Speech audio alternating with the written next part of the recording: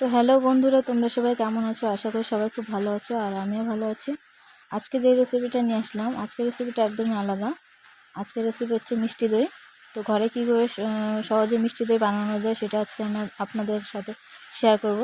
তো এখানে আমি 1 লিটার দুধ নিয়েছি। দুধটা খুব সুন্দরভাবে জাল দিয়ে তারপর একটু কমিয়ে নেব, তারপর ঠান্ডা করে নেব। আর এখানে আমি 1 বাটি চিনি দিয়ে দিচ্ছি। চিনিটাকে আমি একটা ক্যারামেল তৈরি করে নেব।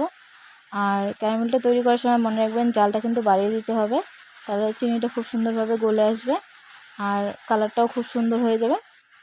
তো এই যে ক্যারামেলটা আমার তৈরি। এখন আমি যে দুধটা জাল দিয়েছিলাম সেই দুধটাকে আমি একটু একটু করে দিয়ে তারপর দুধটা ফুটিয়ে নেব। এই যে এইভাবে আমি একটু একটু করে দুধটাকে দিয়ে মিশিয়ে নিচ্ছি ক্যারামেলটার সাথে। তো তারপর এখানে দুধটা খুব সুন্দরভাবে আরেকটু ফুটিয়ে নিতে হবে। ফুটিয়ে নেওয়ার পর তারপর দুধটা যখন ঠান্ডা হয়ে আসবে, কুসুম কুসুম গরম থাকবে, তারপর দিয়ে দিতে হবে টক দই। তো এখানে আমি হাফ বাটি টক দই নিয়েছি। এই যে টক দইটাকে আমি এখন দিয়ে খুব সুন্দরভাবে একটু নেড়ে নেড়ে নিতে হবে, যাতে টক দইটা একদম দুধটার সাথে মিশে যায়। তো তারপর আবার ঠান্ডা করে তারপর আমি বাটিতে বেড়ে নিচ্ছি।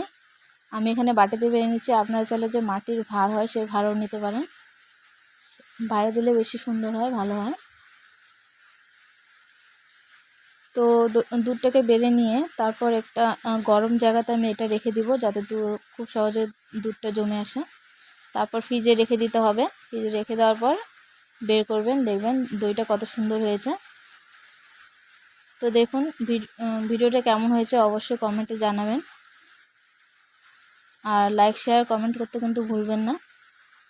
পুরো ভিডিও দেখার জন্য ধন্যবাদ।